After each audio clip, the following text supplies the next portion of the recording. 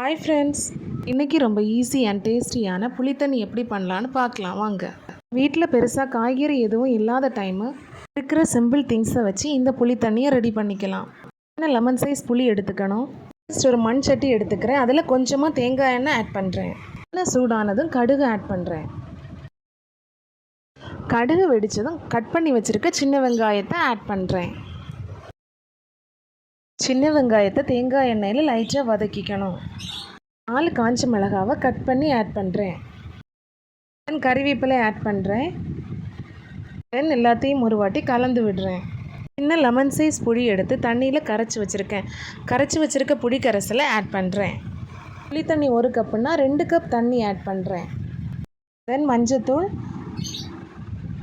தேவையான அளவு உப்பு ஆட் பண்ணுறேன். காரத்துக்கு கொஞ்சமாக வத்தல் மிளகு பொடி ஆட் பண்ணுறேன். தென் கொஞ்சமாக பெருங்காயத்தூள் ஆட் பண்ணுறேன். ஆட் பண்ணதுக்கப்புறமா புளி தண்ணியை கொதிக்க வைக்கணும். புளி தண்ணி கொதிச்சிட்ருக்கு. புளி தண்ணி நல்லா கொதிச்சிச்சு. இந்த ஸ்டேஜில் ஸ்டவ்வை ஆஃப் பண்ணிக்கிறேன். நவ் சிம்பிள் அண்ட் டேஸ்டியான புளி தண்ணி ரெடி ஆயிடுச்சு. மதிய லஞ்சுக்கு இந்த புளி தண்ணி ரெடி பண்ணிங்கன்னா சாதத்தோடு சாப்பிட்றதுக்கு ரொம்ப டேஸ்டியாக இருக்கும். இந்த புளி தண்ணிக்கு காம்பினேஷனாக ஃபிஷ் ஃப்ரை ட்ரை பண்ணுங்கள்.